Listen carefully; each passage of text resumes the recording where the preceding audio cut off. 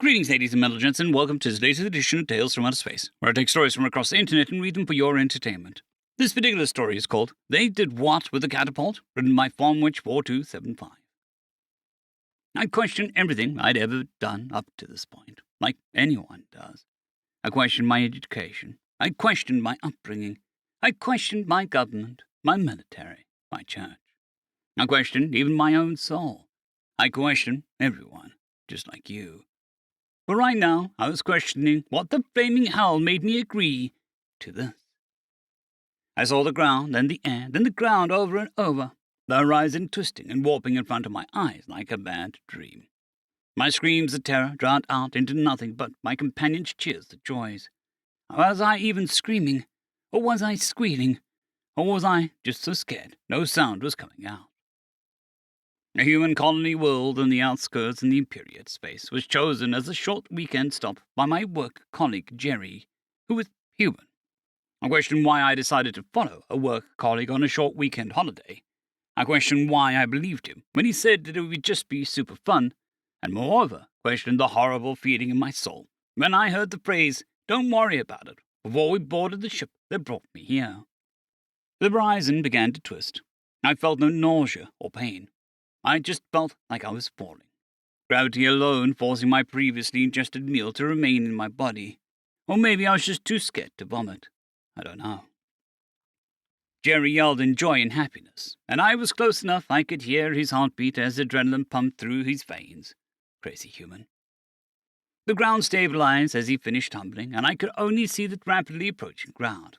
Only one thing ran through my mind as I saw the surface of the planet hurtling towards my face. Why? I regret being here. I regret coming here. I regret agreeing to this. Why did I do this? I had no opportunity to say no, as I was politely dragged into the queue. I had a strange inkling of what was going to happen, but I did not want to believe it. Not even for a minute. My brain just refused to fathom the concept of what would happen. The line got shorter and shorter, and eventually my co-worker Jerry and I finally got to the front of the line. Why didn't I question it? The wind was too loud, but I didn't hear Jerry yell something. He reached in front, pulled the cord, and suddenly I felt my lunch again as we were wrenched out of our freefall. My thirst at an end, and Jerry's mocking, happy laughter filled my aching ears instead of the howling wind.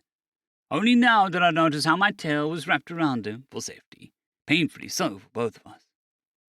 Jerry said something again. I didn't hear it over the sound of both of our heartbeats thumping at me. His in excitement, mine humming in a mixture of both terror and rage. We'd moved into an upright position, and I saw above him a parachute, a rectangular design I'd never seen before, but I acted as a set of wings, and he was using these cables to guide it. I could see nothing but a narrow, at least to my eyes, opening in the canyon we were heading straight for, above which was a stone arch. If I wasn't so panicked, it would be quite pretty. But I was too panicked. I tried to reach back and claw at anything, thrashing about. Jerry didn't seem to notice my movement. "Here we go, pay attention, this spot is why we're here," he bellowed at me. He carefully maneuvered us and swept us close to the ground, close enough I could see my reflection in the river water below us. The smile on his face mocked me like nothing ever before. I looked ahead and noticed how the arch was approaching. I thought for a moment he had miscalculated, and we were going to hit the wall. I screamed. Death never came. I opened my eyes, adjusting quickly to the light. And, by the ancestors, beautiful. A deep, long river valley, saturated in bright green trees with solid red trunks, rocketing into the sky. The trees created a canopy shielding the entire valley from the star's light. A soft haze of water coating everything below us in a soft white mist of spray. The star's lights pierced through the tree line here and there, shining directly on the formations of crystalline rock that broke up the light and cast everything in an eerie, beautiful, purple glow. Jerry yelled in excitement as a flock of strange birds swooped alongside us and melodically sang their birdsong. The valley dipped below the horizon, the river and tree canopy carving a tunnel straight through the continent in front of us. I took closer looks around me, and now that I was stopped panicking, I saw fauna I'd never imagined would exist. quadrupedal herbivores with huge, complicated chitin horns, birds of both diminutive size and massive size flying about the canopy, or darting on 2 legs through the underbrush. The trees were enormous. I could not tell you, even slightly, how massive they must have been to create this kind of scene. We flew through the canopy, presumably, deliberately following a predetermined route through, and stayed in the air. A solid, steady downdraft through the massive canyon of nature's immeasurable bounty. My homeworld could only imagine a scene like this. 20 minutes. That's how long it took us to reach the bottom, and every minute revealed something more beautiful.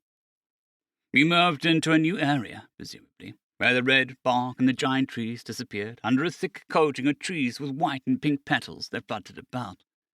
I held up my hand and caught one. Cherry blossoms? This didn't last long, and soon we flew into a spot that presumably was the origin point of such strange crystal formations.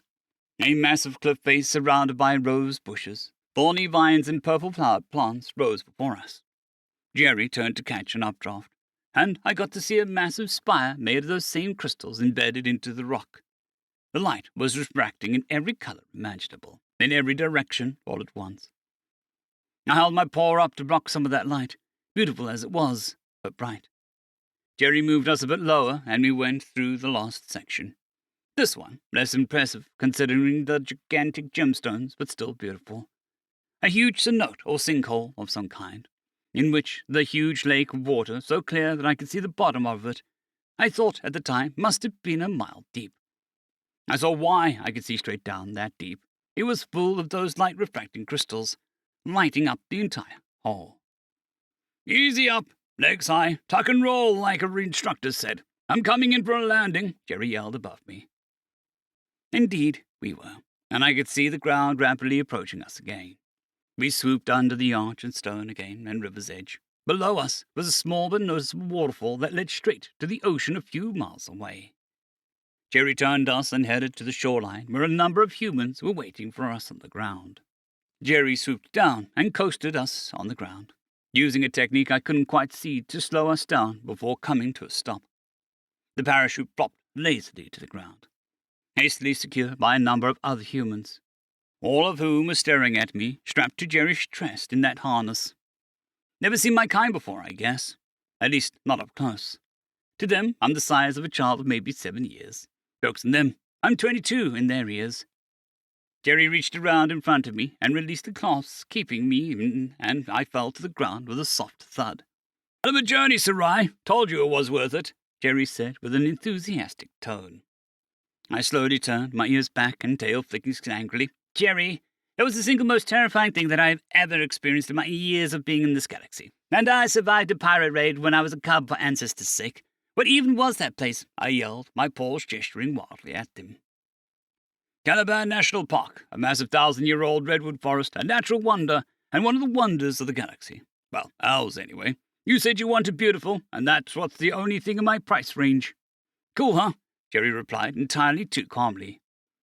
A massive crater from an ancient asteroid impact fed by mountains and glacial peaks above sea level, that then ran into the river you saw, a huge redwood forest permeated by natural crystal formations, a cherry tree grove, a rose garden, and a few other things you probably missed, all leading to a huge cenote that goes down 1,200 meters, all of it within the carefully maintained wildlife reserve. Moose, geese, deer, cassowary, ostrich, tiger, lion, you name it. Anything you could stuff in there we did. Sort of balanced itself out. The human with a strange-looking hat, but an official-looking uniform spoke. Jerry had long since exited his parachute gear and stood next to me. "Admit it, despite that angry skull, you love that." "I did not enjoy being tossed into the air by an over-engineered medieval catapult," I yelled, referring to the mechanism with which we were delivered. "Well, how else do you expect us to do it? The setup is so simple, and we need to thank to the cliff overhangs and rocky outcroppings all over the place. Besides, catapult.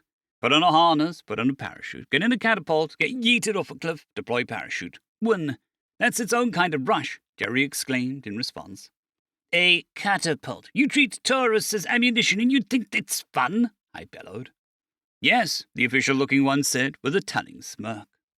"Insane humans," I yelled. I stayed quiet for a few moments, but I will admit, It was incredible. I just wish I didn't have to get tossed off a cliff to do it, I said. Well, tough cookie. The whole place is carefully maintained nature preserve. Only park rangers or researchers are allowed to go there. So we came up with the system for the tourists to pay for it. You ain't going down there again unless you agree to get tossed off a cliff or crash. Either way, the official-looking one remarked coldly. You are not inspiring confidence, I replied with a growl. Then I saw it. A small creature my size, my shape, even my species, save for the lack of upright movement. What humans said was a cat, kind of like me, but not. I rushed towards it and grabbed it. What in the seven hells is this? I asked. None of your business, coward. You newcomers are always the same. Such pussies, it said to me. Pussy, am I? You can go next, you smartass. In fact, I wonder if I can strap you to my harness in front of me and next time, I said, smiling sadistically. It squealed and clawed its way out of my grasp and charged into the nearby building. That's what I thought. Who's the pussy now? Whoa, hold on. You can talk to cats. You can actually understand what he said when he meowed at you, Jerry yelled in shock. Well, of course I can. You mean to tell me you can't? I asked. The humans all looked at me in a way I can't quite describe, staring at each other and myself. Enough of this, Jerry. Let's go again. I want to see that crystal formation on the cliff one more time, I said. End of story.